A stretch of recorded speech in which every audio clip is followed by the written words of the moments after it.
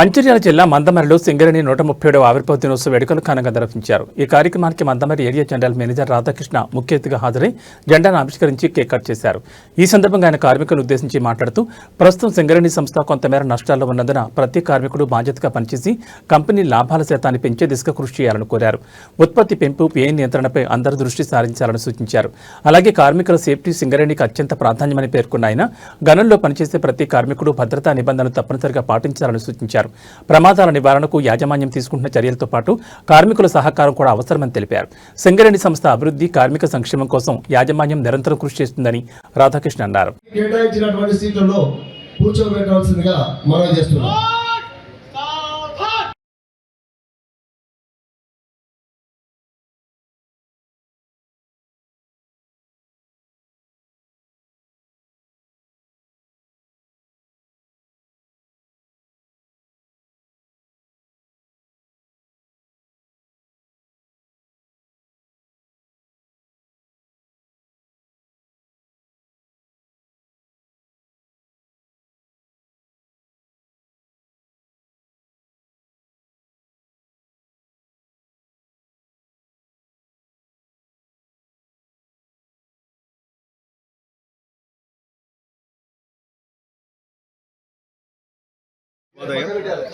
మొదటగా 136 సింగరేణి ప్రారంభమై ఇప్పుడు 137వ పుట్టినరోజు జరుపుకుంటున్న సింగరేణి సందర్భంగా అందరికీ సింగరేణి ఆవిర్భావ దినోత్సవ శుభాకాంక్షలు తెలియజేస్తున్నాను.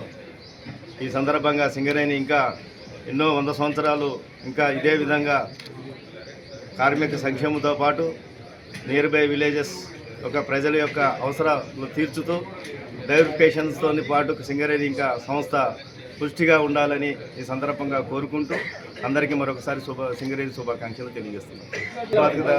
మనము ఈ సంవత్సరం వర్షాల కారణంగా సింగరేణి మొత్తం కూడా 85%లోనే ఉన్నాము.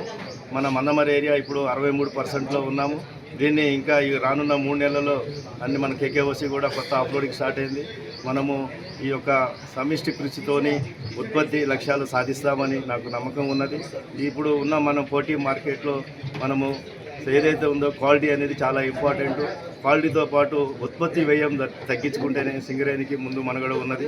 అది అందరూ కూడా ఇక్కడ ఉన్న మన సింగరేణి సందు కూడా ఆ విధంగా ఆలోచించి ఆ విధంగా ముందుకి జరుగుతూ ఉన్నది. అందుకే భాగంగా ఈరోజు సింగరేణి గ్రౌండ్లో ఏదో ఫంక్షన్ పెట్టలేదని కాదు ఉద్దేశము. ఇక్కడ ఉన్న సింగరేనియన్స్కి తెలియజేయాల్సిందంటే పుట్టినరోజు ఎట్లా చేస్తాము అనేది కాదు. సింగరేణి ప్రతి ఒక్క ఎంప్లాయీస్కి ఇక్కడ పనిచేస్తున్న